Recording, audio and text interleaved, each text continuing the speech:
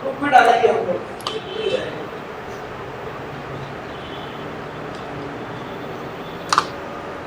चलो सॉल्व दिखाना।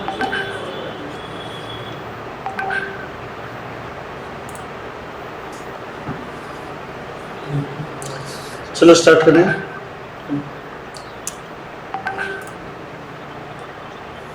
सभी पहले तो कैमरा और माइक ऑफ कर दीजिए, ठीक है। कोई भी अगर बीच में कोई भी बोलता है तो उसे निकाल दिया जाएगा, पहले ही बहुत वेटिंग पे है, तो कोई भी मस्ती नहीं करेगा लेक्चर के टाइम, ठीक है। मेरा इंट्रोडक्शन देता हूँ। मेरा नाम है अनिश नायर। मैं as a Windows engineer Microsoft में काम करता हूँ। इसके पहले मैंने क्यूकिल में as a malware analyst, threat analyst काम किया है, जहाँ पे मेरा वर्क था वायरस, जो भी इन्फेक्शन होता है, मतलब अगर कोई मशीन्स पे मालवेयर अटैक होता है, अगर इनके उसमें एंटीवायरस भी है तो भी होता है, तो उसको डिसइंफेक्ट करना मशीन में, उसके लॉग्स लेना, सैंपल्स कलेक्ट करना और ये सिक्योरिटी लैब टीम को प्रोवाइड करना, ये सब काम करता था। अभी जो फिलहाल मैं काम करता हूँ प्रोडक्ट टीम के सामने काम करता हूँ, जो कि ऑपरेटिंग सिस्टम पे विंडोज़ इंजीनियर। जो भी नए फीचर्स आते हैं विंडोज़ के अंदर वो हम लोग पहले टेस्ट करते हैं, वो हम लोग टेस्ट करने के बाद में उसमें अगर कुछ इश्यूज़ मिलता है तो ओएस इंजीनियरिंग टीम को हम प्रोवाइड करते हैं। तो ये मेरा एक बोला जा सकता है कि वर्क एक्सपीरियंस। ओके, एक मिनट, किसका बज रहा है मोबाइल? मोबाइल बज रहा है? ओके, ये ऊपर का बज रहा है।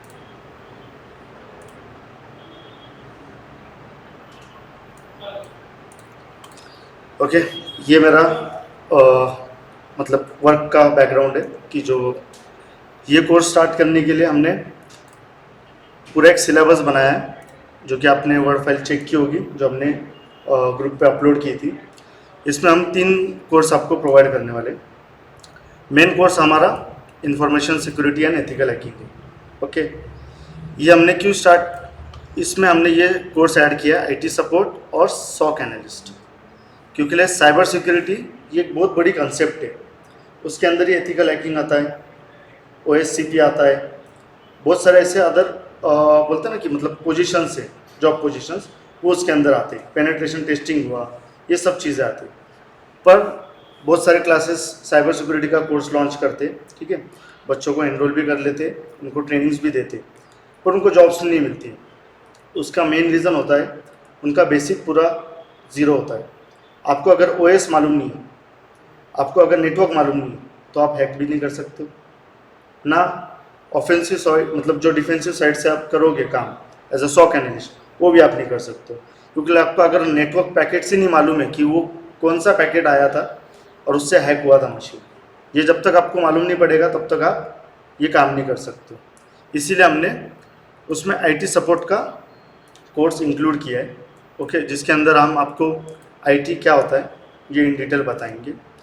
उसके बाद में कंप्यूटर हार्डवेयर, क्योंकि कंप्यूटर हार्डवेयर की नॉलेज होनी चाहिए कि किसको राउटर बोला जाता है, किसको स्विच बोला जाता है, लेयर 3 स्विच किसको बोला जाता है, सीपीयू के अंदर क्या क्या कंपोनेंट्स होते हैं, ये सब की नॉलेज होना ज़रूरी होता है। उसके बाद में ऑपरेटिंग सिस्टम और उसका आर्किटेक्चर।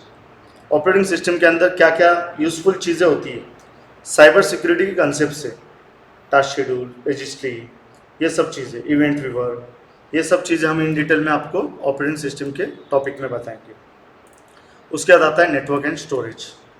नेटवर्क एंड स्टोरेज में, नेटवर्किंग एंड स्टोरेज में नेटवर्किंग कंसेप्ट जो होते हैं, आईपी एड्रेसिंग, लोगों को मालूम है आईपी एड्रेस, उसके क्लासेस मालूम है आपको, सबनेटिंग्स, नेटवर्क को कैसे स्प्लिट करते, वीलैन क्रिएशन, ये सबसे मेन टॉपिक होता है कि वीलैन मतलब क्या, वर्चुअल लैन जिसे बोला जाता है, उसके अंदर क्या प्रोटोकॉल्स होते हैं, ये हम सीखेंगे नेटवर्किंग के अंदर, स्टोरेज के अंदर। क्लाउड कंप्यूटिंग इसके लिए अटैच किया है इसके अंदर, क्योंकि आपको नॉलेज होना चाहिए ट्रेंडिंग में अभी क्या चालू है। अभी क्लाउड कंसेप्ट ही है, सभी चीज़ें आपका जो भी आप अगर इवन आप प्रोग्रामर हो, एप्लीकेशन बनाते हो, वो सैस प्लेटफॉर्म होता है, सॉफ्टवेयर एज अ सर्विस, तो वो सब क्लाउड में आता है। तो अभी जो इंस्टॉलेशन का पार्ट था वो तो चला गया है, आपको एक यूआरएल मिलेगा, ओपन करना है, वो एप्लीकेशन लॉन्च हो जाता है। तो इसके लिए हम ये क्लाउड कंप्यूटिंग इसमें इन्वॉल्व किया है। सेकेंड टॉपिक अपना जो मेन है information security and ethical hacking. इसके अंदर हम आपको एथिकल हैकिंग ये क्या होता है, पहले हम आपको ऑफेंसिव साइड पढ़ाएंगे, ओके, हैक किया कैसे किया जाता है, फिर डिफेंसिव साइड पढ़ाएंगे। क्योंकि अगर आप डायरेक्टली जाओगे डिफेंसिव साइड में तो आपको कुछ भी नहीं समझेगा अरे ये अटैक कौन सा है। अगर इनकेस वॉर्म अटैक है, सबसे मतलब मेरे एक्सपीरियंस से मैंने रैंसमवेयर भी देखा है, लाइव इन्फेक्शन देखा है कि लाइव मशीन पे इन्फेक्शन चालू है, पर सबसे डेंजरस अटैक होता है वॉर्म। आप उसको रोक नहीं सकते। आप अगर कोई फोल्डर में भी जाते हो तो उस फोल्डर में स्प्रेड होता है। आप अगर शेयर पाथ पे चले गए दूसरे किसी के तो उसमें भी वो स्प्रेड हो जाएगा। तो सबसे डेंजरस अटैक होता है।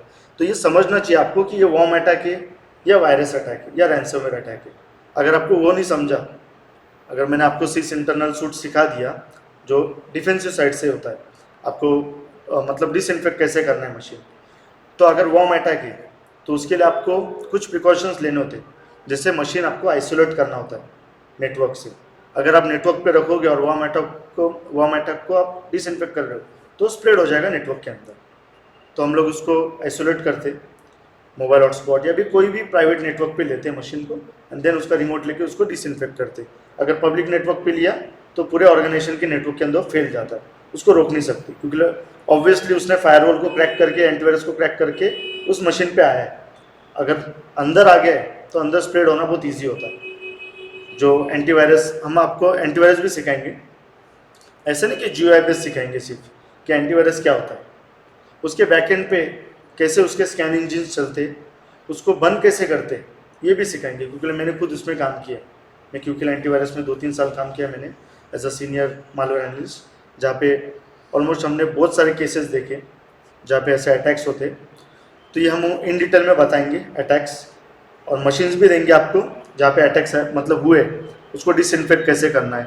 उसका मालवेयर रिपोर्ट होगा, आपको वो आइडेंटिफाई करना है मालवेयर रिपोर्ट से कि कहाँ से अटैक हुआ था, कौन से प्रोटोकॉल से अटैक हुआ था। ये सब चीज़ें आपको प्रोवाइड की जाएंगी एथिकल हैकिंग के अंदर। उसके बाद में उसके अंदर सब ये टाइप्स है कि जैसे एथिकल हैकिंग आपको करना है तो रिकोनेंस नाम का होता है, जिसमें इंफॉर्मेशन गैदरिंग, कि आपको अगर किसी को अटैक करना है, आप डायरेक्टली तो किसी पे अटैक नहीं कर सकते हो, आपको ऑब्वियसली उसके बारे में इंफॉर्मेशन गैदर करनी होगी। सपोज आपको कोई कंपनी पे अटैक करना है तो उस कंपनी के बारे में आपको इंफॉर्मेशन कलेक्ट करनी होगी कि वो कंपनी कब एस्टैब्लिश हुई, उनका वेब सर्वर क्या है, ओके, एप्लीकेशन कहाँ पे होस्टेड है, उस वेब सर्वर पे कौन से वर्जन का वेब सर्वर एप्लीकेशन इंस्टॉल है, अपाचे, उसका वर्जन कौन सा है। ये सब चीज़ें आप इंफॉर्मेशन गैदरिंग के अंदर देखेंगे। Nmap टूल है, Zenmap टूल है, गूगल डॉकिंग, ये सब ऐसे टूल्स है जिससे हम इंफॉर्मेशन गैदर करेंगे कोई भी एक मतलब अपने को जिस पे अटैक करना है उसके रिगार्डिंग। बाद में नेटवर्क सिक्योरिटी आता है, जिसमें फायरवॉल, IDS, IPS, ये टेक्नोलॉजी हम सीखेंगे। ईमेल सिक्योरिटी, ये SOC एनालिसिस में हम इन डिटेल में सीखेंगे, जिसमें ईमेल एनालिसिस होगा। ईमेल का हेडर, आपको सपोज किसी ने ईमेल भेजा है तो वो स्पैम है, ये तो अपना गूगल वगैरह वो सब वेरीफाई करता है, पर कुछ हमने केसेस देखे। एक अपना इंडियन टीम का ही प्लेयर था, उसके मैनेजर को उसके खुद की ईमेल आईडी से मेल आया था। सपोज मेरी ईमेल आईडी है anish.nair@gmail.com, मुझे उसी ईमेल आईडी से ईमेल आता है और मुझे बोला जाता है कि मेरे फोटोज़ वगैरह लीक हो चुके हैं, हमारे पास वो डेटा है, आप ये पैसे भेजो, नहीं तो फिर हम लीक कर देंगे। ये हम पढ़ेंगे SOC में, ईमेल एनालिसिस इन डिटेल में वहाँ पे पढ़ेंगे। यहाँ में ईमेल सिक्योरिटी से पढ़ाया जाएगा कि जिसमें आप वेरीफाई कैसे कर सकते हो स्पैम ईमेल है या क्या है, ओके, उसमें अटैचमेंट, ये सब हम इसमें देखेंगे। एनोनिमिटी में आप देखेंगे कि आपको अगर अटैक कर रहे हो, आपकी इन्फॉर्मेशन तो नहीं जानी चाहिए सामने वाले के पास में, तो उसमें आता है मैक एड्रेस चेंज करना। IP एड्रेस तो कोई भी चेंज करता है, ठीक है, उसमें तो कोई इशू नहीं, बट उसमें प्रॉक्सी बाउंसिंग होता है, VPN, ये सब टेक्नोलॉजी हम इसमें सीखेंगे। पासवर्ड सिक्योरिटी, पासवर्ड क्रैक करना, ये हम इसमें सीखेंगे। मालवेयर थ्रेड्स के अंदर इन डिटेल में सीखेंगे, virus, worm, ransomware attacks, okay, ये सब हम मालवेयर थ्रेड्स में सीखेंगे, जिसमें हम उसके बारे में डेफिनेशन, ये सब चीज़ें तो बेसिक होती है, ये तो आपको गूगल पे भी मिल जाएंगे, बट हम आपको लाइव भी दिखाने वाले कि अगर किसी पे वॉर्म अटैक हुआ है या फिर रैंसमवेयर अटैक हुआ है, उसको डिसइंफेक्ट कैसे करना है, कहाँ पे होता है। ऑपरेटिंग सिस्टम बहुत बड़ा कंसेप्ट है, ठीक है, सभी जगह पे। सपोज मैंने कोई भी .exe फाइल लॉन्च की तो मुझे एक UAC आता है, यूज़र अकाउंट कंट्रोल, कि आपको वो लॉन्च करना है, यस और नो, ठीक है। बट वायरस भी एक सॉफ्टवेयर होता है .exe में होता है, पर वो कैसे क्या डायरेक्टली लॉन्च होता है? आपने कभी देखा ये कि मतलब अगर वायरस लॉन्च हो रहा है, कोई भी exe फाइल में लॉन्च करता हूँ तो मुझे यूएससी कंट्रोल आएगा, ओके। वो पूछेगा कि आपको ये लॉन्च करना है या नहीं करना है, अब मुझे वहाँ पे यस या नो पे क्लिक करना होगा। वायरस या फिर मालवेयर किसको बोलते हैं? मैलिशियस सॉफ्टवेयर, वो भी .exe में होता है, वो कोई दूसरे कंसेप्ट में नहीं होता, ओके। तो वो ऑटोमेटिकली लॉन्च कैसे होता है?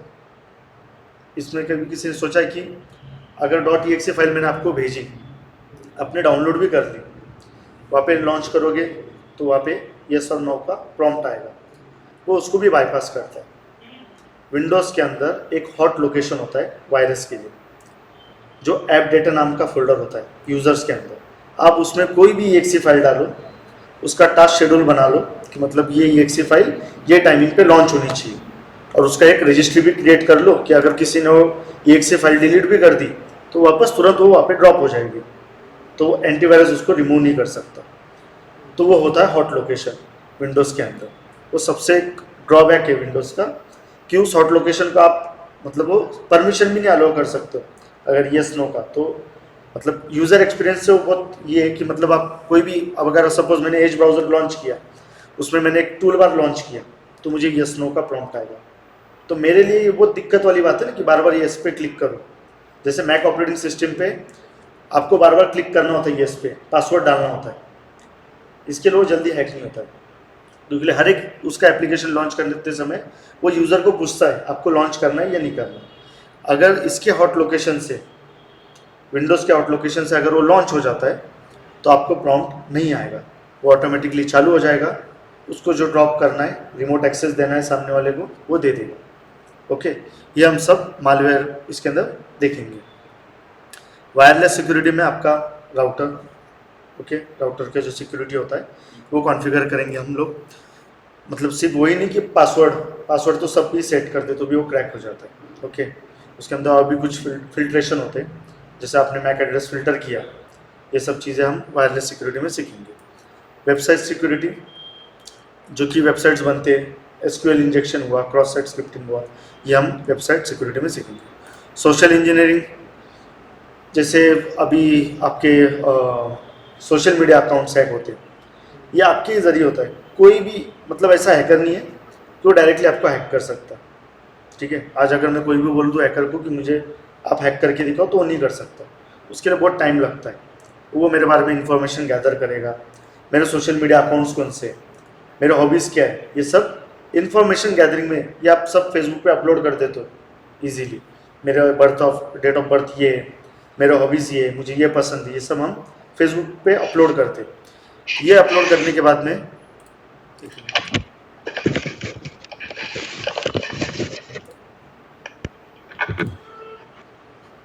ये इंफॉर्मेशन हैकर्स यूज़ करते हैं और डिक्शनरी बनाते हैं पासवर्ड्स के लिए, ओके। उस डिक्शनरी में आप डाल देंगे कि मतलब पहला नाम, middle name, surname, date of birth, आपके हॉबीज़ क्या है, ये सिर्फ डिक्शनरी बनाते हैं, ठीक है। और फिर ब्रूट फोर्स अटैक करते हैं उससे। ब्रूट फोर्स मतलब क्या?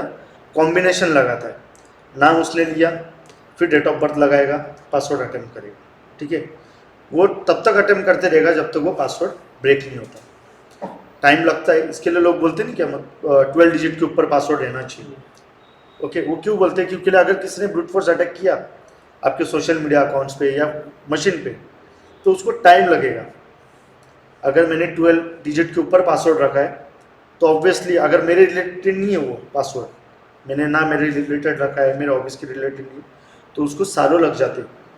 और ऐसा होता भी है। आपको लगता है कि हैकर ने 2 दिन में आपका पासवर्ड क्रैक किया होगा, सालों तक वो बैठे रहते हैं कि कब वो ब्रेक होगा, और वो ब्रेक हो ही जाता है कभी ना कभी। इसके लिए बोला जाता है ना कि 3-3 महीने बाद आप 3 या 4 महीने बाद आप पासवर्ड चेंज करते रहिए, क्योंकि अगर किसी ने वो ब्रूट फोर्स अटैक चालू भी रखा है आपके मशीन पे या फिर अकाउंट पे, तो ब्रेक हो जाएगा, क्योंकि लोग बाद में आप चेंज कर लोगे, तो उस टाइम पे वो ब्रेक हो जाता है साइकिल पूरे तरह से। तो ये हम सोशल इंजीनियरिंग में पढ़ेंगे। फिशिंग अटैक जो होता है, इसमें ईमेल एनालिसिस बहुत इंपॉर्टेंट पार्ट है, क्योंकि social engineering attack mostly email से होता है। हमने बहुत सारी जगह देखा है कि आपको कोई ईमेल आया, उसमें अटैचमेंट आता है। अभी तो आया है कि फाइललेस अटैक, जिसमें EXE फाइल नहीं होती है, एक्सेल फाइल भेज देंगे, उसके अंदर मैक्रोज होगा, उसके अंदर लिंक होती है, आप एक्सेल फाइल लॉन्च करोगे, मैक्रोज एनेबल होता है एक्सेल का, तो वो बैकएंड में उसके सर्वर को पिंग जाता है, पिंग करके वो रिमोट एक्सेस टूल जो होता है वो ड्रॉप कर देता है, उसको फाइललेस अटैक बोलते हैं। ओके, ये हम सोशल इंजीनियरिंग अटैक्स इसमें मोस्टली सीखेंगे, फिशिंग, ये सब चीज़ें। ये फिशिंग सिक्योरिटी है। सिस इंटरनल सूट, ये आपको कहीं पे भी सीखने को नहीं मिलेगा। आप कोई भी साइबर सिक्योरिटी का कोर्स देख लीजिए, ऑनलाइन गूगल पे सर्च कीजिए, ये लोग आपको सिस इंटरनल सूट नहीं सिखाएंगे। ये माइक्रोसॉफ्ट ने टेक ओवर किया 2016 में। इसके पहले खुद का मतलब एक था जिन्होंने डेवलप किया था सिस इंटरनल सूट विंडोज़ के लिए, ऑपरेटिंग सिस्टम के लिए, फिर उन्होंने वो सेल आउट किया माइक्रोसॉफ्ट को। इस टूल के अंदर हम एज अ मालवेयर एनालिस्ट क्या कर सकते हैं। अगर मुझे एक मशीन मिला जिसमें मालवेयर अटैक हुआ है, तो इसके अंदर बहुत सारे टूल्स हैं, एक्सप्लोरर हुआ, प्रोसेस मॉनिटर, प्रोसेस एक्सप्लोरर, नाम से ही समझता है कि ये प्रोसेस को एक्सप्लोर करेगा, उसके DLL फाइल्स को चेक करेगा, ओके, क्यों किसको लिंक कर रहा है, ये सब हम सिस इंटरनल सूट्स में चेक करेंगे। ये सबसे इम्पोर्टेंट है, ये अगर आता है तो ये आप साइबर सिक्योरिटी में काम कर सकते हो। लोग बोलते हैं कि आपने cyber security ethical hacking course किया, इवन आप अगर इसी काउंसिल से, मैं इसी काउंसिल सर्टिफाइड हूँ, मैंने वो मतलब क्यूकिल के बाद किया था, क्यूकिल में जॉब करने के बाद मैंने इसी काउंसिल का किया, मुझे उसके बेस पे कहीं पे भी जॉब नहीं मिला, क्योंकि आप एथिकल हैकर ऐसा जॉब पोजीशन कहीं पे भी नहीं मिलता, आपको मिलता है एनालिस्ट का job, okay, SOC analyst, cyber security analyst, network analyst, ये सबका जॉब मिलता है। एथिकल हैकिंग और साइबर सिक्योरिटी, ये एक बोलते हैं ना कि कोर्स होता है साइबर सिक्योरिटी के अंदर आने के लिए, ओके, तो ये गेटवे है सिर्फ। इसके बाद में आप डिसाइड कर सकते हो आपको मालवेयर एनालिस्ट बनना है, थ्रेट एनालिस्ट बनना है, फिर उसके बाद में सॉक एनालिस्ट बनना है, या नेटवर्क मॉनिटरिंग में जाना है, नेटवर्क एनालिस्ट बनना है, ये सब चीज़ें आप उसके बाद डिसाइड कर सकते हो। पर मैं आपको एज अ मालवेयर एनालिस्ट पूरा इन डिटेल बताऊंगा। ये सिस इंटरनल सूट्स हम पढ़ेंगे, कमांड प्रॉम्प्ट से क्या हो सकता है ये भी पढ़ेंगे, क्योंकि अभी रिसेंटली अटैक हुआ था, हमारी कंपनी में हुआ था, हमने तब कमांड प्रॉम्प्ट बंद कर दिया था। पावरशेल नाम की या कमांड प्रॉम्प्ट नाम की प्रोसेस आपको टास्क मैनेजर में दिखेंगी, ओके, वो क्या करते हैं, लेजिटिमेट प्रोसेस जो होता है उससे हुकअप करते हैं, ओके। सपोज अभी मैं अगर टास्क मैनेजर में जाता हूँ,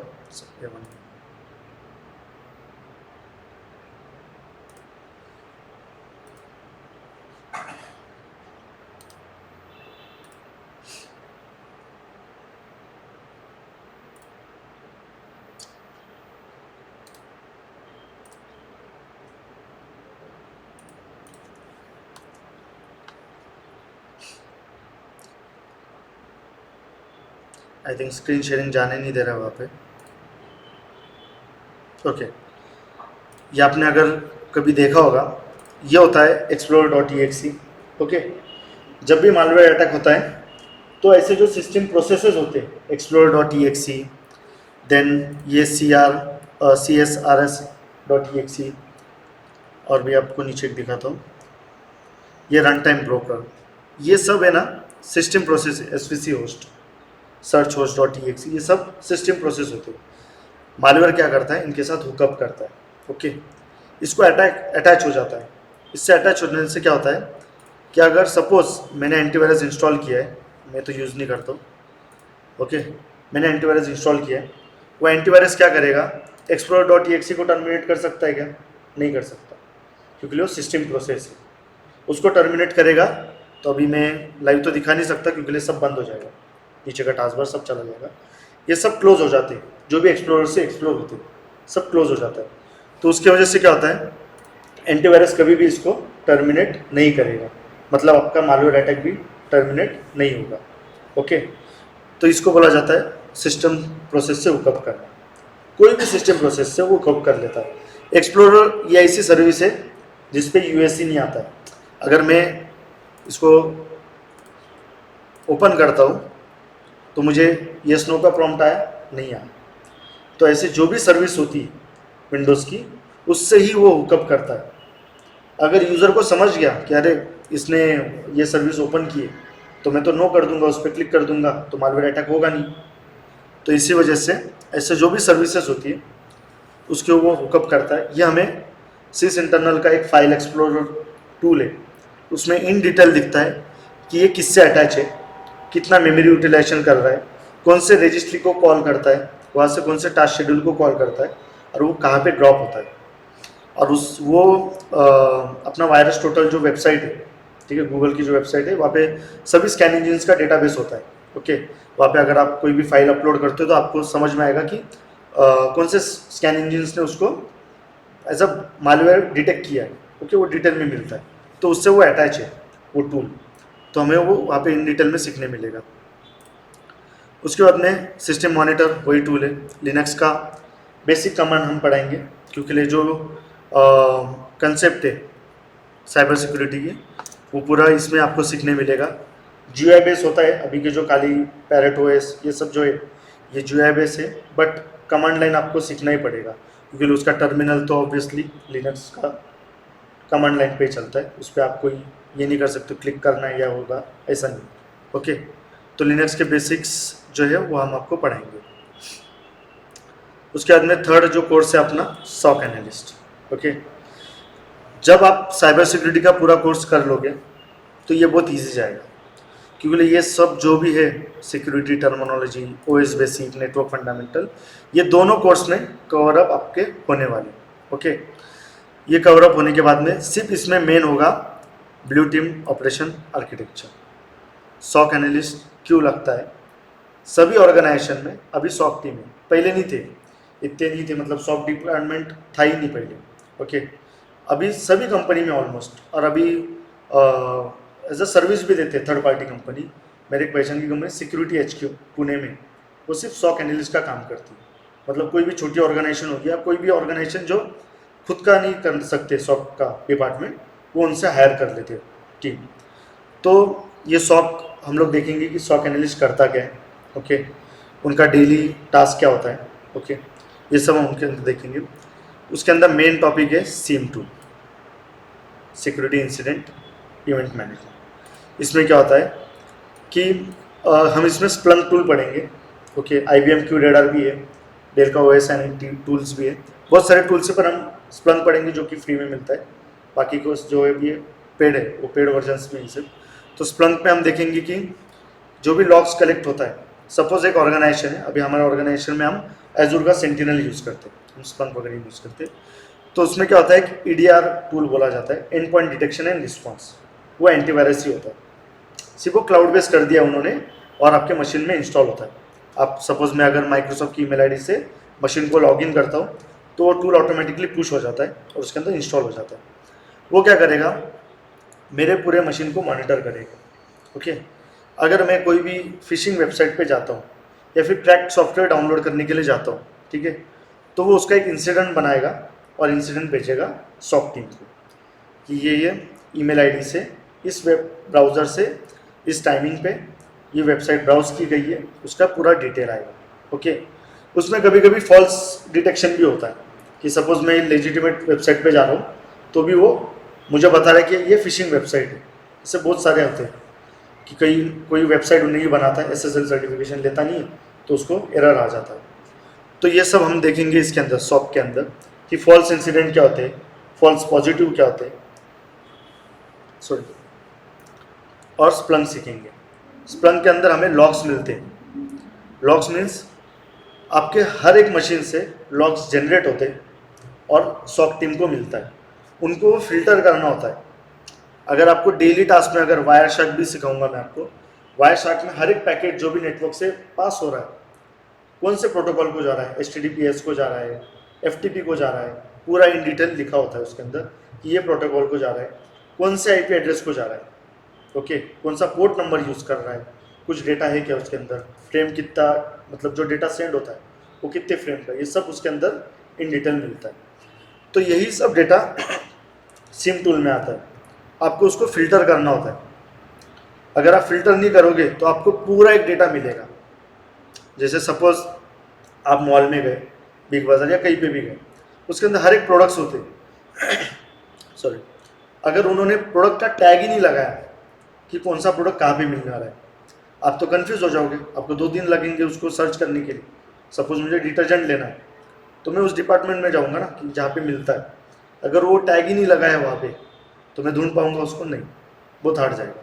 तो सिम टूल के अंदर ये प्रोवाइड करता है फिल्ट्रेशन, पार्सिंग जिसे हम बोलते हैं, कि वो लॉक को हर एक इसके अंदर इंडेक्स करता है कि नेटवर्क का लॉक कहाँ पे, उस नेटवर्क के लॉक के अंदर भी ऑथेंटिकेशन फेल गया है किसी का। सपोज मैं FTP सर्वर को ट्राई कर रहा हूँ लॉगिन करने के लिए और वो फेल गया, ओके, तो मुझे लॉग मिलेगा ऑथेंटिकेशन फेल। तो ये फिल्टर करने का काम सिम टूल करता है। सिम टूल उसको फिल्टर करेगा, ऑथेंटिकेशन सक्सेसफुल का, ऑथेंटिकेशन फेल का। आपको एज अ सॉक एनालिस्ट किस पे फोकस करना है? जो फेल हुआ, क्योंकि हैकर्स जब भी ट्राई करते तो पहले अटेम्प्ट में तो होता नहीं, ऑब्वियसली उसने गलती की होगी किधर तो भी, क्योंकि अगर सक्सेसफुल हो जाता है तो उसको कोई रेड फ्लैग नहीं होता है, ग्रीन फ्लैग से वो पास हो जाता है। हमें उसमें रेड फ्लैग्स देखने होते हैं कि कहाँ पे फेल हुआ है। कोई भी प्रोटोकॉल होनी चाहिए, ऑथेंटिकेशन का हुआ, ओके, देन आप कोई एप्लीकेशन इंस्टॉल किए जिसमें MFA सेटअप होता है उसका हुआ, वेबसाइट्स के कुकीज़ डाउनलोड होते हैं, ओके, तो वो भी चेक किए जाते हैं। अगर आप कोई फिशिंग वेबसाइट्स पे गए तो सिम टूल में समझ में आता है कि कौन से फिशिंग वेबसाइट्स पे गए थे। अगर फिर वो क्या करते हैं कि सामने वाले के मशीन को ब्लॉक कर देते हैं। सपोज मेरे ऑर्गेनाइजेशन में कोई भी वेबसाइट पे जा रहा है जो मेरे ऑर्गेनाइजेशन के लिए डेंजरस है, तो मैं क्या करूँगा, उसके मशीन के IP एड्रेस को और उसके मैक एड्रेस को, वो IP एड्रेस बदल सकता है, तो उसके मैक एड्रेस को मैं ब्लॉक कर दूँगा कि वो ऑर्गेनाइजेशन के कोई भी रिसोर्स को एक्सेस नहीं कर पाएगा। तो उसमें वो सब सपोज ईमेल और आउटलुक चल जाता है, मतलब ईमेल चलते हैं, अगर इंटरनेट भी ब्लॉक हो जाता है तो एक ऑर्गेनाइजेशन में ईमेल चलता है, तो वो ईमेल ड्रॉप करेगा कि मुझे ब्लॉक किया गया है, मुझे अनब्लॉक करो, ठीक है। तो हम उसको रिपोर्ट देते हैं कि जिसमें लिखा होता है कि आप ये वेबसाइट पे गए थे, आप गए थे, ये आपको मालूम है कि मतलब आपने खुद से ये इन्फॉर्मेशन ये वेबसाइट पे गए थे या नहीं गए थे। ये हम सब उनसे इन्फॉर्मेशन कलेक्ट करते। अगर वो बोला कि नहीं मैं नहीं गया था उस वेबसाइट पे, तो उसका रिमोट लेके वो मशीन चेक करना पड़ता है, क्योंकि यूज़र अगर बोल रहा है कि मैं नहीं गया हूँ तो ऑब्वियसली उसमें का कोई एप्लीकेशन होगा, टूल बार जो आप ब्राउज़र पे अटैच करते हो, एक्सटेंशन ऐड करते हो, तो वो उसके सर्वर को पिंग करता है बैकएंड में। तो ये सब लॉग्स हमें सिम टूल में मिलता है कि कौन सा ब्राउज़र, कौन सा, वहाँ पे लिखा होता है क्लियरली, कोई भी यूज़र झूठ नहीं बोल सकता कि मैंने नहीं किया, वो ऑटोमेटिकली हुआ होगा कोई वेबसाइट ब्राउज।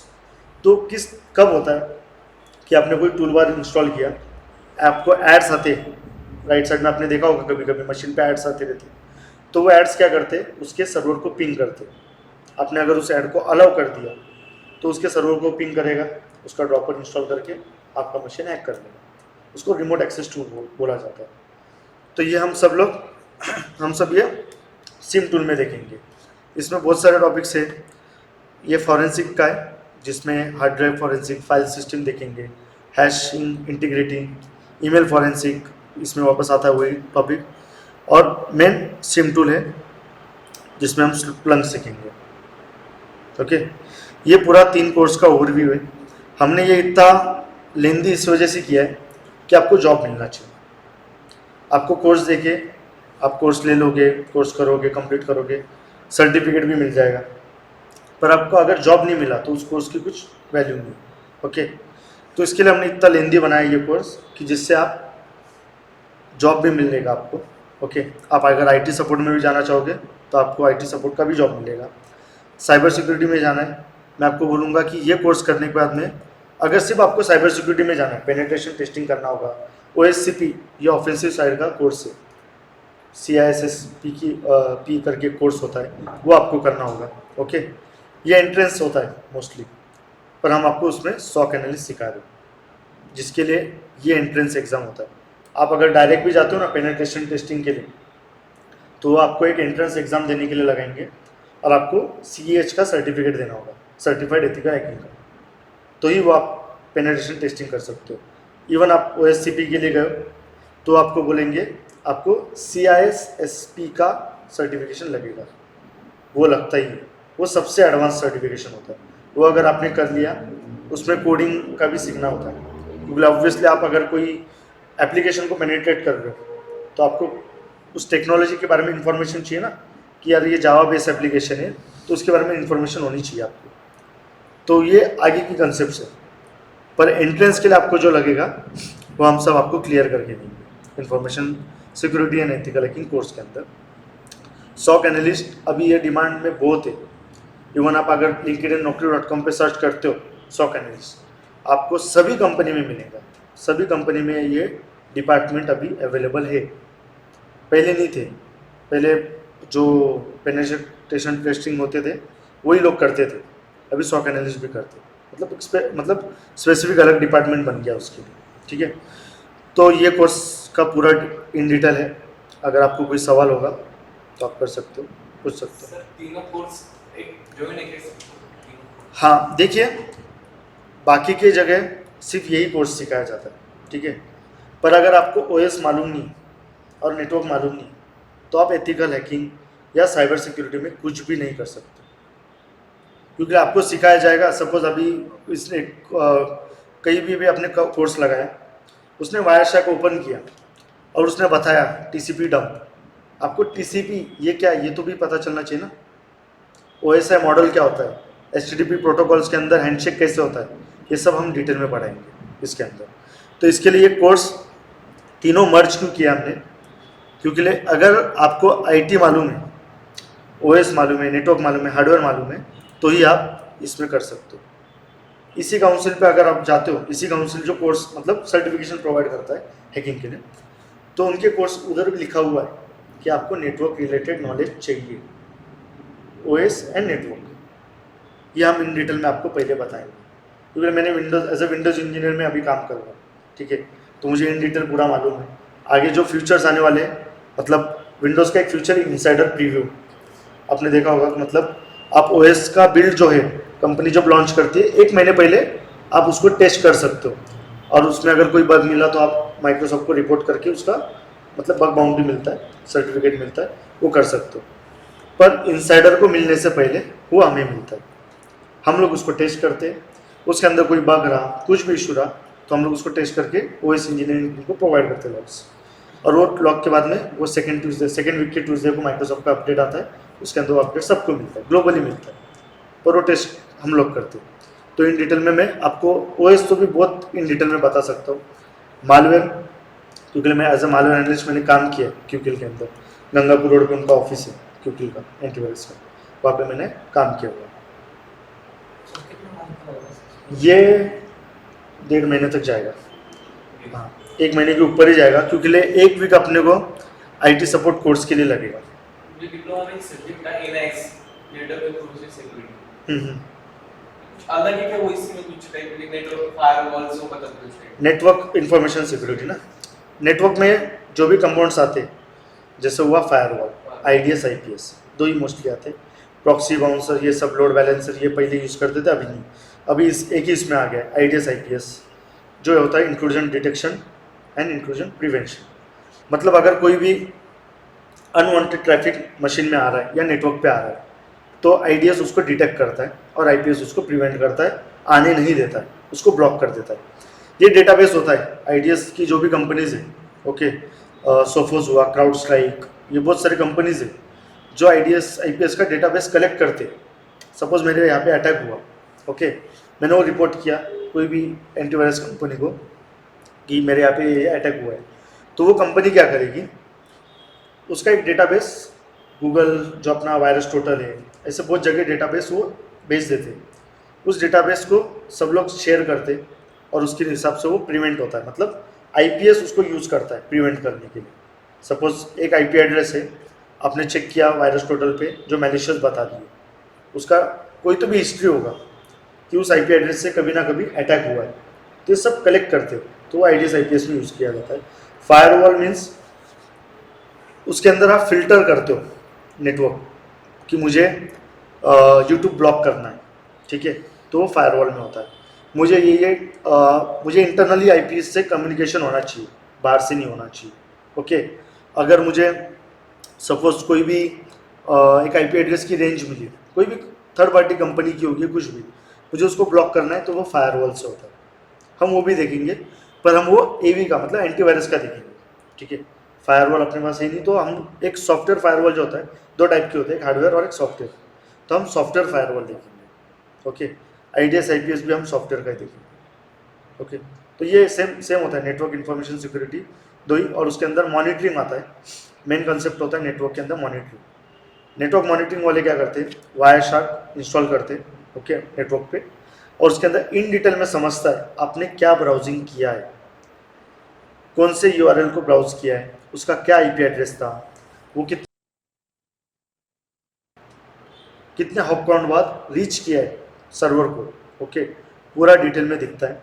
उसके अंदर वायरशार्क के अंदर वही दिखता है कि मतलब अगर आपके इंटरनल कोई ब्राउज कर रहा है एक्सटर्नल वेबसाइट को जो मैलिशियस है, तो आपको वायरशार्क में मिलती है। इन्वेस्टिगेशन के लिए वो यूज़ किया जाता है कि सपोज आपने अगर, देखिए कभी भी मालवेयर अटैक जो होता है कंपनी में, वो एक तो इंटरनल थ्रेट की वजह से ही होता है, बाहर से नहीं होता। हमने जितने भी कंपनीज का देखा है, इंटरनल ही किसी ने तो भी AV को अनब्लॉक कर दे, मतलब ब्लॉक कर देते कुछ टाइमिंग के लिए, कोई भी फाइल डाउनलोड कर लेते, एक्सेल फाइल डाउनलोड कर लेते, ईमेल में आता है जो, और उससे अटैक हो जाता है। आज तक हमें कभी भी ऐसा देखने को नहीं मिला कि एक ऑर्गेनाइजेशन के फायरवॉल को ब्रेक किया गया DDoS अटैक से, कुछ भी फ्लडिंग करके और उसका एक्सेस लिया गया, ऐसा कभी नहीं हुआ। इंटरनल थ्रेट ही होता है जो उसको अलाउ करता है, तो हम उसके रिगार्डिंग मोस्टली पढ़ने वाले हैं। और कोई क्वेरी?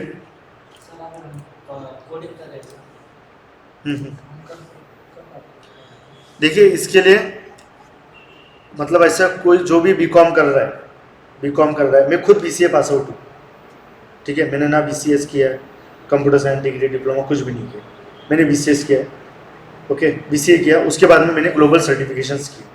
सबसे पहले मैंने CCNP किया था, ओके, उसके बाद में EC काउंसिल का मैंने एथिकल हैकिंग कोर्स किया। अभी जस्ट मैंने अभी माइक्रोसॉफ्ट में तो हमको मैंडेटरी किया है कि माइक्रोसॉफ्ट का सर्टिफिकेशन करना है, तो मैंने एजूर का एडमिनिस्ट्रेटर कोर्स ये किया है, ओके।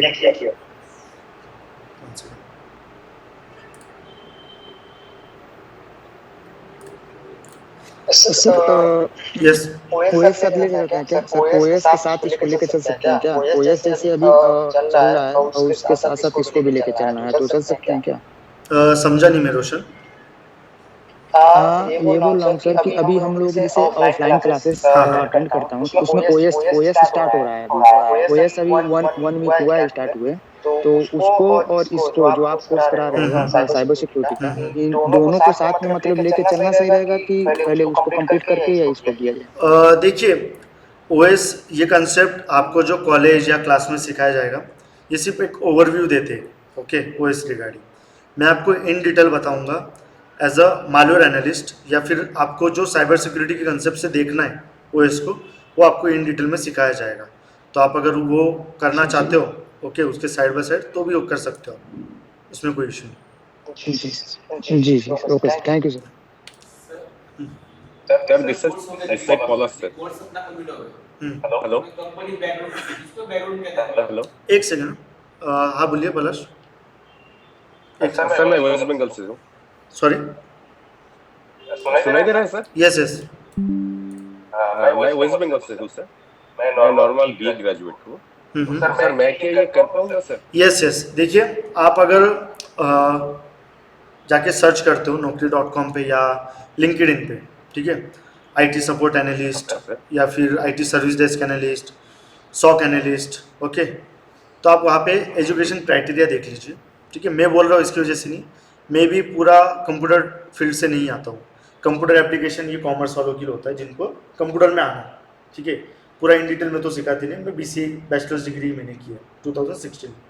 उसके बाद मैंने ग्लोबल सर्टिफिकेशन, जैसे मैंने आपको बताया, वो किया, जिससे क्या होता है कि आपकी मार्केट वैल्यू बढ़ती है जब आप ग्लोबल सर्टिफिकेशन करते हो। इवन आप BCom किया आपने, सपोज एक एग्जांपल लेते कि एक किसी ने बंदे ने कि BA किया और BCom किया, बट उसने ग्लोबल सर्टिफिकेशंस की, ठीक है, उसने साइबर सिक्योरिटी का ग्लोबल एग्जाम दे दिया और पास आउट हो गया, तो ग्लोबल सर्टिफिकेशन को ज़्यादा वैल्यू होती है। बैचलर डिग्री ये सिर्फ अपने इंडिया का जो कंसेप्ट है मैं बताता हूँ, 15 ईयर्स ऑफ एजुकेशन आपको कंप्लीट करना होता है, ओके, वो कोई भी फील्ड में रहने दीजिए। जैसे आप देखा होगा कि डिप्लोमा वाले को जॉब नहीं मिलता जल्दी, क्योंकि उनका 13 ईयर्स का ही होता है कंप्लीट, 13 ईयर्स ही कंप्लीट होते हैं एजुकेशन, है ना। 10th के बाद वो डिप्लोमा को जाते, 3 साल या 2 साल का डिप्लोमा होता है शायद से, तो उनका 13 ईयर ही कंप्लीट होता है। और आप अगर जॉब के लिए अप्लाई करते हो तो डिप्लोमा वालों के लिए मैं बोलना चाहूँगा कि अगर आपने डिप्लोमा किया है तो आपको जॉब मिलना थोड़ा मुश्किल होता है। जो भी कंपनीज होती है, विप्रो, इंडियन बेस्ड जो भी आईटी कंपनी या अभी बाहर की यूएस बेस्ड, उनको 15 ईयर्स ऑफ एजुकेशन चाहिए होता है, कोई भी फील्ड में रहने दीजिए। वो सपोज वो अगर बीकॉम का है या बीए का है तो उसको जॉब मिलेगा, बट अगर उसने डिप्लोमा किया है तो 50% चांसेस है कि उसको जॉब नहीं मिलेगा, या फिर ये कोर्स उसके लिए नहीं है, क्योंकि डिप्लोमा का 13 ईयर्स ही कंप्लीट होता है। अरे एक साल एक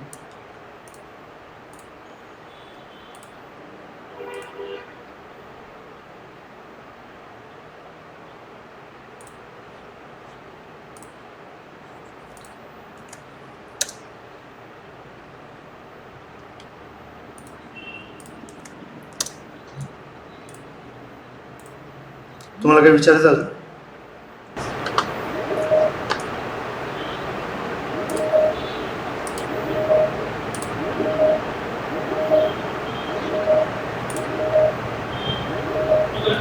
हाँ, वो 60 मिनट हुआ था। 1 मिनट से उनको जो पूछना है पूछ ले, देख लो। हाँ चलो।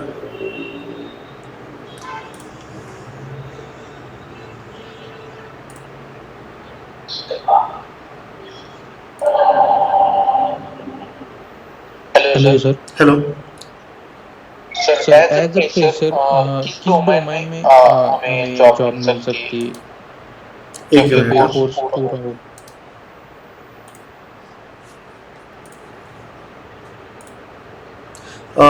विकास यादव, प्लीज कैमरा बंद कीजिए आपका।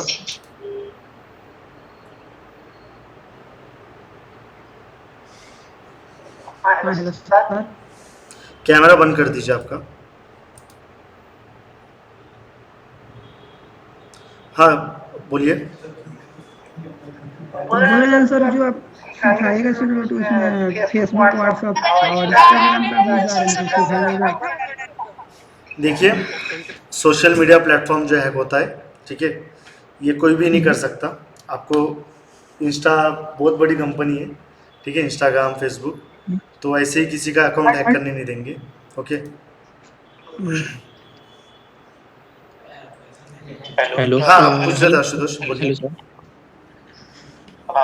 सर एज अ फ्रेशर हम किस डोमेन में जॉब कर सकते हैं? मतलब कि आपने बताया कि ग्लोबल हैकिंग की को सर्टिफिकेट लिए, और मतलब कौन कौन से सर्टिफिकेट लेने होंगे, और ये कोर्स कंप्लीट करने के बाद एज अ कंपनी में जॉब रोल के लिए प्ले करना, किस पोजीशन के लिए अप्लाई करना पड़ेगा सर?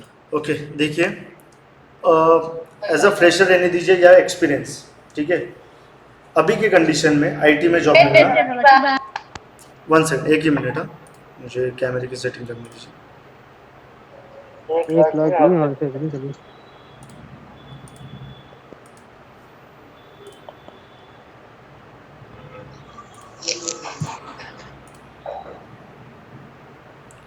ओके, देखिए, ये जो सबसे बड़ा, एक मिनट,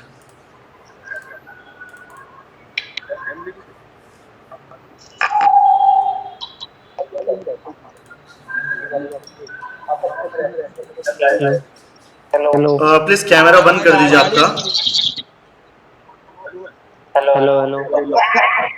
ओके आशुतोष, देखिए कैसे होता है, अभी एक्सपीरियंस भी अगर कोई बंदा होगा या फिर फ्रेशर होगा, उसके लिए जॉब मिलना थोड़ा मुश्किल है। रिसेशन पीरियड है, ये अभी तक ख़त्म नहीं हुआ है। ओके, हमारी खुद की कंपनी ने, माइक्रोसॉफ्ट जो सबसे एम्प्लॉयज़ में सबसे ज़्यादा है, हमारी कंपनी ने 3 साल से एक्सटर्नल हायरिंग बंद की है। इवन जब मैंने अभी बीच में रिज़ाइन डालने का सोचा था, दूसरा जॉब मिला था मुझे, तो कंपनी ने मुझे रिटर्न कर लिया बता के कि एक्सटर्नल हायरिंग बंद है, हमें कोई तो जूनियर लेना होगा तेरे पोजीशन पे, तो उसके लिए समय लगेगा, नोटिस पीरियड नेगोशिएट नहीं कर सकते। हमारा नोटिस पीरियड 90 डेज़ का है और वो नेगोशिएट नहीं हो रहा था, उस वजह से मुझे नई अपॉर्चुनिटी नहीं मिली। अभी की कंडीशन आईटी की ऐसी है, बट आपको मैं क्या कर सकता हूँ ये कोर्स कंप्लीशन के बाद में हम आपको एक नंबर देंगे, उसके ऊपर आपको रिज्यूम सेंड करना है आपका, हम वो रिज्यूम चेक करके शॉर्टलिस्ट करेंगे बंदे, ठीक है। और मैं मोस्टली वेंडर्स के साथ में काम करता हूँ, माइक्रोसॉफ्ट के, Wipro, Infosys, Nokia, then Harman, India के जो भी जितने भी कंपनीज है या फिर बाहर के भी, EY, डिलॉयट, ये हमारे फाइनेंशियल कंपनी, ये वेंडर, तो इनके अंदर मतलब मेरे अच्छे पहचान के दोस्त थे, मैं आपको रेफ़र कर सकता हूँ। और 90% जिसको भी जॉब मिलता है आप ट्राई आउट कर लीजिए। एक तो कैंपस प्लेसमेंट मिलेगा, मतलब जो कॉलेजेस देते, और अगर आप कॉलेज से पास आउट होते तो जॉब मिलना बहुत मुश्किल है। आप एक तो स्टार्टअप कंपनी ज्वाइन कर सकते हो, या फिर आपका कोई दोस्त होगा किसी कंपनी में, रेफ़र करके ही होता है। इवन मेरे पास में इतने सर्टिफिकेशंस होने के बाद भी मुझे भी रेफ़र की ही ज़रूरत पड़ती है। मैं डायरेक्टली भी अप्लाई करूँ ना, अगर इवन मेरे पीछे माइक्रोसॉफ्ट का नाम है, तो भी मुझे रेफ़र की ही ज़रूरत पड़ेगी। सर कुछ लोगों का ग्रेजुएशन होता नहीं है सर, हम्म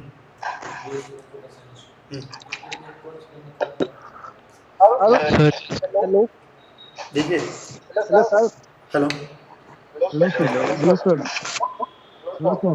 मैंने पूरा लेक्चर नहीं सुना है, तो उसके लिए कैसे क्या होगा? ये अभी रिकॉर्डेड था, ठीक है, इसका रिकॉर्डिंग हम ग्रुप तो पे पोस्ट मैं करा लेक्चर देंगे। नहीं सुन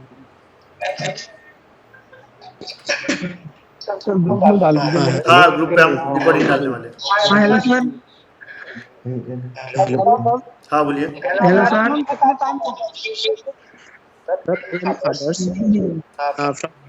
ये course Thursday, Friday, Saturday, Sunday होने वाला है। 1 घंटे का कोर्स है, मतलब 1-1.25 घंटा भी हो सकता है कभी कभी, पर 1 घंटे का हमने रखा है। हाँ, ऑफलाइन भी होगा। और इसका सर मंथ कितना टाइम में कंप्लीट है? ये 1.5 महीने का कोर्स है। सर मॉर्निंग नहीं हो सकता हम लोग ये डिसाइड करेंगे मॉर्निंग, अगर किसी को बैच चाहिए होगी, क्योंकि मैं भी मतलब मेरी शिफ्ट होती है, ठीक है। हाँ एक जना okay. Hello sir, sir at the end of this course क्या कर कोर्स क्यों सकते नहीं हैं कर हम, सकते? कैसे कर सकते हैं ये चीज? आपकी आवाज़ क्लियर नहीं आ रही। सर डिप्लोमा वाले कोर्स क्यों नहीं कर सकते? देखिए, इंडिया का जो भी एजुकेशनल क्राइटेरिया है ना जॉब्स के लिए, ठीक है, जो इंडिया के अंदर कंपनीज आती है उनके लिए डिप्लोमा का जो ईयर होता है वो 13 ईयर्स ही कंप्लीट होते हैं।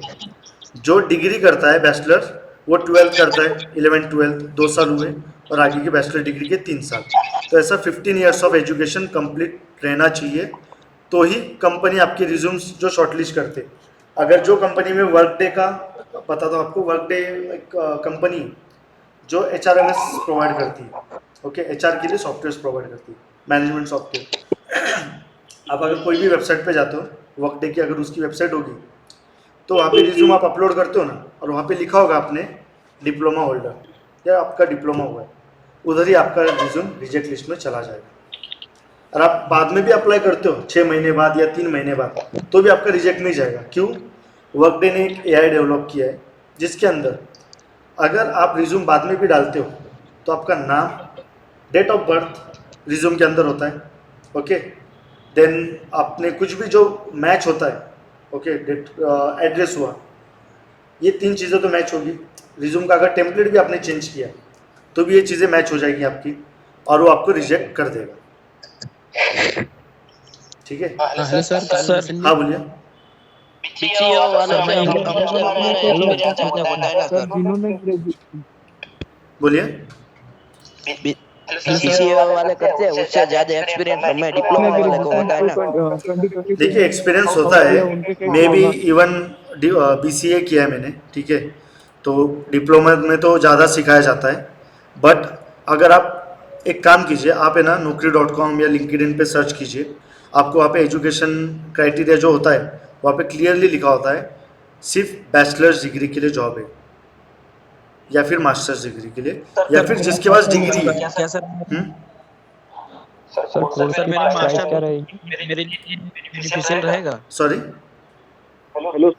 सर मेरा मास्टर हो चुका है, कोर्स की प्राइस बेनिफिशियल क्या रहेगा रहेगी? मेरे? यस, आपके लिए ये बेनिफिशियल है। देखिए, आप कोई भी फील्ड से रहिए, ओके, तो ये आपके लिए beneficial. Hello sir. Hello, hello sir. हाँ सर, मैं पूछ रहा हूँ कोर्स की प्राइस क्या रहेंगी? कोर्स की प्राइस 1000 रुपीज़, मतलब 999। हाँ hello sir. Hello sir. Sir इसमें क्या क्या पढ़ाया हेलो जाएगा सर। कोर्स में? वन बाय वन पूछिए यार, ऐसे तो कंफ्यूज हो जाएंगे ना। आप एक एक करके सवाल पूछिए। जाके PDF में देख ले, यहाँ पूछने की जरूरत नहीं है। हमने डॉक्यूमेंट फाइल, देखिए अभी डॉक्यूमेंट फाइल हमने सेंड की है ग्रुप पे, जिसमें कोर्स का कंटेंट बताया है कि क्या क्या कोर्स है, उसके टॉपिक्स क्या रहने वाले। 1.5 महीने का कोर्स जाएगा, ओके। मोस्टली हम ट्राई करेंगे 1 महीने में ही कंप्लीट करने के लिए, बट जाएगा वो कोर्स, ओके। एंड कोर्स का टाइमिंग होगा 6 बजे शाम को, और Thursday, Friday, Saturday, Sunday course लिया जाएगा। सर एक मेरा भी क्वेश्चन है। बोलिए। सर मेरा फ्रेशर के लिए भी है? यस, फ्रेशर्स के लिए भी है। देखिए, SOC एनालिस्ट का अगर अप्लाई करते हो, ठीक है, कोई भी कंपनी में, तो वहाँ पे एक्सपीरियंस जितना मैंने देखा है, मैंने बहुत सर्च किया है SOC एनालिस्ट के लिए, तो वहाँ पे लिखा होता है कि 1 साल का एक्सपीरियंस होगा तो भी आप आ सकते हो, और आप फ्रेशर हो तो भी आप अप्लाई कर सकते हो। क्योंकि SOC एनालिस्ट, आपने नाम भी कभी सुना था कभी SOC एनालिस्ट कोर्स का? ये अभी मार्केट उसका अच्छा है, ओके। जैसे बीच में सॉफ्टवेयर टेस्टिंग, ये कोर्स ने बहुत मार्केट ग्रैब कर लिया था, सॉफ्टवेयर टेस्टिंग, है ना, मतलब कोविड के समय सॉफ्टवेयर टेस्टिंग बहुत बूम में था। तो वैसे अभी SOC एनालिस्ट साइबर सिक्योरिटी में बहुत बूम में। Hello sir. Hello sir. Sir जितना कोर्स का क्राइटेरिया आप बता रहे हैं, जितना कोर्स का क्राइटेरिया बता रहे हैं, उतना मतलब 1.5 मंथ में मतलब कंप्लीट हो सकता है? देखिए, पहले हफ्ते में हम OS रिलेटेड, नेटवर्क रिलेटेड पूरा जो कोर्स है IT सपोर्ट का, ये 1 वीक में कंप्लीट करेंगे। 2 वीक हमें लगेगा साइबर सिक्योरिटी का कोर्स कंप्लीट करने के लिए, और लास्ट का जो वीक होगा उसके अंदर हम SOC एनालिस्ट का कोर्स कंप्लीट करेंगे। क्योंकि SOC के अंदर जो भी टर्मिनोलॉजी है, जो भी टर्म्स है, वो आपका कवर अप साइबर सिक्योरिटी में होने वाला है। SOC के अंदर हम ईमेल एनालिसिस इन डिटेल में देखेंगे, और सिम टूल, स्प्लंक जो टूल है SOC के लिए, वो हम इन डिटेल में देखने वाले हैं। हेलो। Yes. आपने बेसिक करा हुआ है? मतलब कंप्लीट हो जाएगा fully course? Sorry, maximum 1 month में आपका मतलब कोर्स कंप्लीट हो सकता आपकी आवाज़ नहीं आ रही Roshan, clear. Hello sir. Listen me. Hello. हाँ, 15 से। Hello sir. हाँ, बोलिए Adarsh. Sir I am BCS student from Patna. Sir I have some experience in cyber security. Sir इसमें आप मुझे पूछना है कि आप हैक करके सिखाओ या फिर लाइक हाउ सर, यानी कि कैसे बचना देखिए, हमने 5 लैब अटैकर से तैयार वो की, सिखाओ। ठीक है। एक लैब जो है वायर शक का है, जिसमें आप वायर शक के बारे में पढ़ेंगे, ठीक है, ये आपको मिलेगा। सेकेंड, कोई भी एक मशीन के वल्नरेबिलिटी को कैसे चेक करते हैं, नेटवर्क के पोर्ट्स जो होते हैं वो स्कैन किया जाएगा Nmap टूल से, ठीक है। इसका लैब हमने बनाया है, और ये आपको बताया जाएगा लैब के जरिए, प्रैक्टिकली होगा वो, ठीक है। कौन से मशीन के वल्नरेबिलिटी कैसे चेक करना है, उसको हैक कैसे करना है, उसके अंदर पेलोड कैसे अपलोड करना है, ये हम आपको प्रैक्टिकली बताएंगे पूरा। यस। हेलो सर, अगर हमने हैक कर लिया तो IT का हमारा क्रैक नहीं होगा? सॉरी, जैसे हम लोगों ने कभी किसी ऐप को हैक किया, किसी सिस्टम को हैक कर लिया, तो हमारा IP से क्रैक तो होगा ना? IP एड्रेस चेंज कर लो, हटा दो। देखिए, आपको इस कोर्स के अंदर ही एक एनोनिमिटी का नाम का एक कंसेप्ट है। इसमें मैक एड्रेस कैसे चेंज किया जाता है मशीन का, IP एड्रेस कैसे बाउंस किया जाता है, ठीक है। मतलब आप अगर कोई मशीन को हैक कर रहे हो तो उसका IP एड्रेस कंटिन्यूसली चेंज होगा, उसका मैक एड्रेस भी चेंज होगा। इवन अगर सामने वाले को उसका IP एडर मिलता है सबसे पहले हैक करने पे, उस IP एडर के अंदर आपका IP एड्रेस और मैक एड्रेस OS इन्फॉर्मेशन नहीं जाएगा। ये भी हम आपको सिखाएंगे। सर मेरा क्वेश्चन हर एक सेकंड में चेंज होता है ना सर? हेलो सर जी। सर ग्रुप में लिंक भेज दीजिए। हाँ मैं भेजता हूँ, 1 मिनट। हाँ हाँ सर जी लिंक भेज दीजिए, यहाँ से लीव कर रहे हैं सर। प्ले कर सकते हैं। इसके अंदर हम आपको एसक्यूएल इंजेक्शन और क्रॉस साइट स्क्रिप्टिंग सिखाएंगे। ओके हाँ, यही यूज होता है बग बाउंटी के अंदर। कोई भी आप वेबसाइट पर जा रहे हो, अगर एप्लीकेशन को हैक करने जा रहे हो तो ये 2 ही कंसेप्ट से करोगे, तीसरा तो नहीं कोई कंसेप्ट ला सकते हो। डीडोस अटैक से तो नहीं कर सकते हो, मालवेयर अटैक से भी नहीं कर सकते, फिशिंग से भी। तो 2 टॉपिक हम आपको सिखाएंगे जो बग बाउंटी में यूज हो सकता है। कैप्चर हाँ बॉक्सशूट सिखाएंगे। सॉरी करो ना सर, बहुत चोरी करे, सिंगल माइक ऑन कीजिए सबका।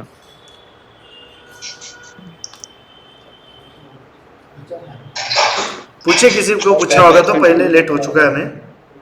हेलो सर, कोई एक ही बोल दो। प्राइस क्या होने वाला है आज का? सर सर मॉर्निंग में ले सकते हैं क्या? फिलहाल तो अभी शाम को ही होगा, क्योंकि ले मॉर्निंग में मेरी शिफ्ट होती है। ठीक है, मैं काम भी करता हूँ, ऐसे नहीं कि मैं सिर्फ ये कोर्स करता हूँ, मैं काम भी करता हूँ। मेरी मॉर्निंग की शिफ्ट होती है 6 to 3।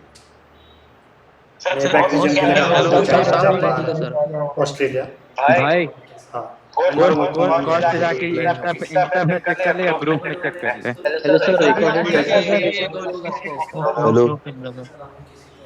Hello 1 second sir, 1 second. कोणतं म्हणतोय कोर्स रिलेटेड हेलो कोर्स की लिंक डाल दीजिए। हे बघ कसं आहे, आता जेव्हा तुम्हाला शिकू आम्ही, ठीक आहे, मोस्टली ते लिनक्स बेस आहे, कोणतं पण विंडोज बेस्ड टूल नसतो। तर लिनक्स बेस हा मोबाईलवरती टर्मिक्स नावाचं एक ॲप्लिकेशन असतं, पण त्याची फंक्शनॅलिटी एवढी नाही जी लिनक्सची टर्मिक्सची। त्याच्यामुळे कारण मी एकदा डीडोस अटॅक केलं होतं मोबाईलवर, रिसॉर्टची वेबसाईट होती ती मी 45 मिनिटसाठी बंद केली होती, पण मग माझा पण मोबाईल कारण होतो थोडा टाइम, तू एका मोबाईलवर सेंड नाही करू शकत, लिमिट पण नसते त्याची। आपको सुनिए, आपको क्लास का नंबर दिया जाएगा, आपको कोई भी क्वेरी अगर होगी तो आप उस नंबर पे कॉल करके पूछ सकते हो। ठीक है, okay sir thank you. Sir detail में रहेगा ना? हाँ डिटेल में आप कॉल कीजिए, हम आपको डिटेल में बताएंगे। आपने कोर्स की पीडीएफ नहीं भेजी है ग्रुप में। सर प्लेसमेंट साठी क्वालिफिकेशन काय पाहिजे? फक्त बॅचलर्स डिग्री पाहिजे। रिकॉर्डेड वीडियो डाल दीजिए सर। सर रिकॉर्डेड लेक्चर पण मिळतील काय? यस यस, थोड़ी देर में आपको ग्रुप के अंदर रिकॉर्डेड वीडियो मिल जाएगा। ओके, आप वहाँ से देख सकते हैं। लाइव लेक्चर होतील त्यांचे प्लेसमेंटसाठी फक्त बॅचलर्स डिग्री पाहिजे।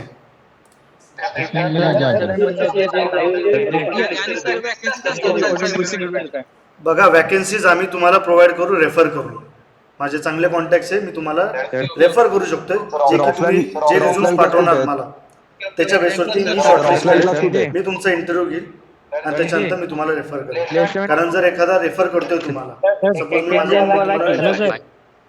तर जर तुम्ही नाही झाले इंटरव्ह्यू तर त्याच्यामध्ये एवढं माझं पण असतं ना की म्हणजे जो DL असेल काय असेल तो काय म्हणतो की टाइम जातो इंटरव्ह्यू प्रोसेसला।